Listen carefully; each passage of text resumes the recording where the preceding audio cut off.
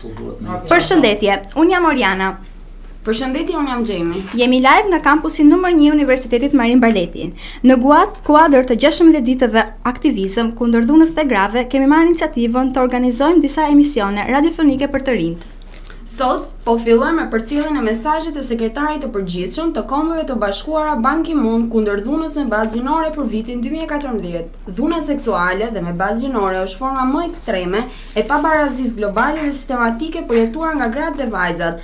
Ajo nuk njeh kufin gjeografik, socioekonomik apo kulturor. Në të gjithë botën, 1 nga 3 gra do të vuajnë dhunë fizike apo seksuale në momentet e jetës së tyre, që nga përdhunimi dhe dhuna në familje deri te ngacmimet në punën në internet.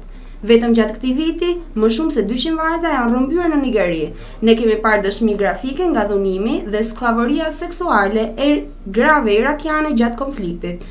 2 vajza shkolle indiane u përdhunuan, u vranë dhe u varën në pemë. Në Shtetet e Bashkuara ka pasur raste të dhunës seksuale në ekipe sportive apo kampuse universitare. Gratë dhe vajzat përjetojnë dhunë në të gjitha vendet dhe lagjet, por këto krime shpesh mbeten të paraportuara dhe të fshehura.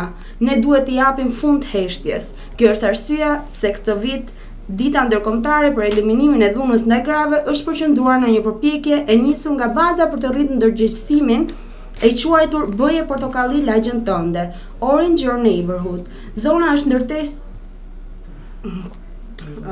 zona rreth ndërtesës së Kombeve të Bashkuara në New York, asaj të sekretarit dhe të Empire State Building do të vishen në ngjyrë portokalli, si dhe janë planifikuar shumë ngjarje të tjera në të gjithë botën, si dhe në mediat sociale.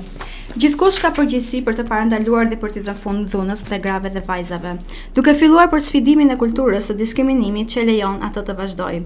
Ne duhet të thyejmë stereotipet dhe qëndrimet negative gjinore, të krijojmë dhe të zbatojmë ligje për të parandaluar dhe për t'i dhënë fund diskriminimit dhe shfrytëzimit, dhe të ngrihemi ndaj sjelljeve abuzive sa herë që e shohim atë.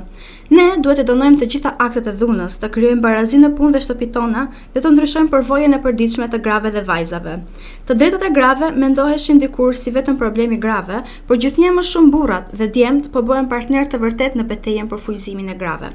2 muaj më parë kam nisur fushatën Ai për atë, He for She, në një lëvizje botërore solidariteti për barazi gjinore që bashkon gjysmën e njerëzimit në mbështetje të gjysmës tjetër për të mirën e të gjithëve. Ne të gjithë kemi një rol për të luajtur dhe unë ju bëj thirrje për të luajtur rolin tuaj. Ne do të ngrihemi së bashku në shtëpitë, komunitetet, vendet në të gjithë botën.